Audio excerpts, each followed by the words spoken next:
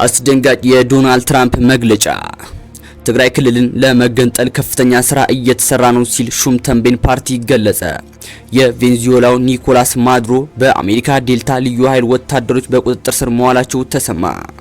ሶማሌላንድ ከሶማሊያ ለመቀላቀል ወታደራዊ ኃይል ልንጠቀም እንችላለን መባሉ ነው የተሰማው። የተከበራችሁ ውድ የዛታ ሚዲያ ቤተሰቦች እነዚህና ሌሎች መረጃዎቻችን እናስደምጣችኋለን። እስከ ዝግጅቱ ፍጻሜ ድረስ አብራችሁን ቆያለን። ቪዲዮን ላይክ በማድረግ ለቻናል አዲስ ሆናችሁ ሰብስክራይብ በማድረግ ቤተሰብ ይሁኑ። ትግራይ ክልል ለመገንጠል ከፍተኛ ስራ እየተሰራ ነው ሲል ሹም ተንቤን ፓርቲ ገለጸ። በሕገ መንግስቱ አንቀጽ 39 የተቀመጠውን የመገንጠል መብትን ምክንያት በማድረግ ክልሉ እንዲገነጠል ለማድረግ ከፍተኛ ስራ እየተሰራ ነው ሲልም በትግራይ ክልል የሚንቀሳቀሰው ሹም ተንቤን ፓርቲ ገልጿል። የሚያሉት የፓርቲው የበላይ ጠባቂ አቶ ገብረ ሚካኤል ተስፋዬ ከአህዱ መድረክ ጋር በነበራቸው ቆይታ ሲሆን በ7 እና በ8 ዓመታት ውስጥም በትግራይ ክልል ከተፈጠረው ግጭትና ፖለቲካዊ አለመረጋጋት ጋር ተያይዞ ኢትዮጵያዊነቱ ጥያቄ ውስጥ እንዲገባና መገንጠል ትችላል በሚል ከፍተኛ ስራ እየተሰራበት መሆኑን ተናግረዋል። በክልሉ ካለው የፖለቲካ አለመረጋጋት ጋር ተያይዞ እንገንጠል በሚል አስተሳሰብ ህዝቡ ከፍተኛ ዋጋ የከፈለበት በሚሊዮን የሚቆጠሩ ዜጎች ህይወት ያጡበት ብሎ በኢትዮጵያዊነት ይሰማው የነበረውን ክብር እንዲያጣ ከፍተኛ ስራ ተሰርቷል ብሎ እንደሚያምኑ ለአህዱ ገልጸዋል። በክልሉ ካለው የፖለቲካ አለመረጋጋት ጋር ተያይዞ እንገንጠል በሚል አስተሳሰብ ህዝቡ ከፍተኛ ዋጋ የከፈለበት በሚሊዮን የሚቆጠሩ ዜጎች ህይወት ያጡበት ብሎ በኢትዮጵያዊነቱ ይሰማ የነበረው ክብር እንዲያጣ ከፍተኛ ስራ ተሰርቶበታል ብሎ እንደሚያምኑ ለአህዱ ገልጸዋል።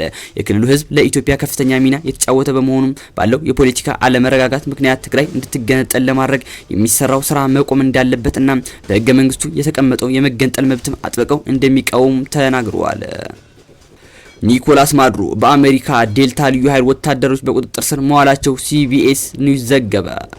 ጉልቤው አገር አሜሪካ የቬንዙዌላ ፕሬዝዳንት ኒኮላስ ማዱሮን እስከነሚስታቸው አፍና ወደ አገሯ መውሰዷን ፕሬዝዳንት ዶናልድ ትራምፕ ተናግረዋል። አሜሪካ በቬንዙዌላ ላይ በከፍተኛ የአየር ጥቃት ፕሬዝዳንት ማዱሮን በቁጥጥር ስር አውላለች ነው የተባለው። የአሜሪካ ጦር ኒኮላስ ማዱሮን ከሚስታቸው ጋር በቁጥጥር ስር በመዋል ወደ አሜሪካ መውሰዱን ትራምፕ አስታውቋል። አሜሪካ በኒኮላስ ማዱሮ ቦታ ያለፈውን የሰላም ኖቤል ያሸነፈችው የተቃዋሚ ፖለቲካ ፓርቲ መሪ የሆነችው ማሪያ ኮሪና ማችዶ የመተካት እቅዷ በይፋ የሚታወቅ ነው መባሉ ነው የተሰማው። ይህም በእንዲህ እንዳለ ሩሲያ አሜሪካ በቁጥጥር ስር ያዋለቻቸውን ፕሬዝዳንት ኒኮላስ ማዱሮና ባለቤታቸውን በአስቸኳይ እንድትለቅ ጠየቀች።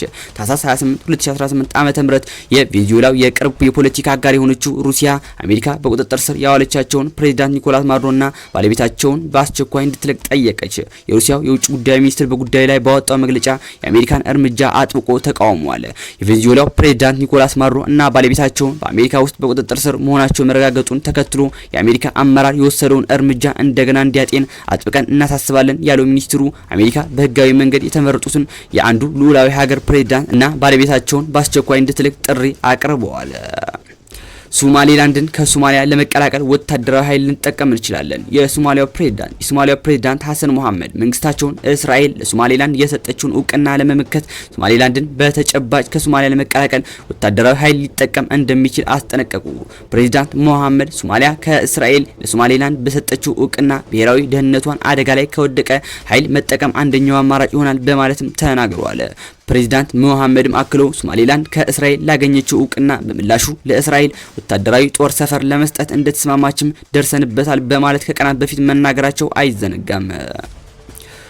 እስራኤል በኢራን የሚሳኤል ጥቃት ስጋት ላይ መውደቋን ተገለጸ። የእስራኤል የደህንነት ተቋማት ኢራን እያሳየች ባለው ከፍተኛ የሚሳኤል አቅም ግንባታ እና በሀገሪቱ የመከላከል ብቃት ላይ ከፍተኛ ስጋት እንዳላቸው እየገለጹ ነው።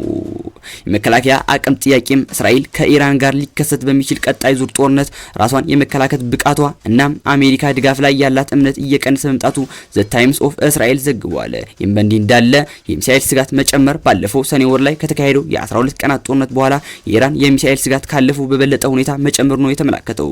ባለሙያዎቹም እንደሚሉት ከሆነ ኢራን የሚሳኤል አርሴናልዋን በፍጥነት እየገነባች ባለችበት በዚህ ወቅት እስራኤል ለቀጣዩ ግጭት ያላት ዝግጅት አነስተኛ ሊሆን ይችላል ተብሎ ነው የተፈራው። የተከበራችሁ ውድ የዛታ ሚዲያ ቤተሰቦች ለዛሬ ይዘንላችሁ የመጣነው መረጃ እነዚህ ይመስላሉ። ሐሳብ አስተያየታችሁን ኮሜንት ላይ አስቀምጡልን። ያን ቪዲዮን ላይክ በማድረግ ለቻናሉ አዲስ ሆናችሁ ሰብስክራይብ በማድረግ ቤተሰብ ይሁኑ።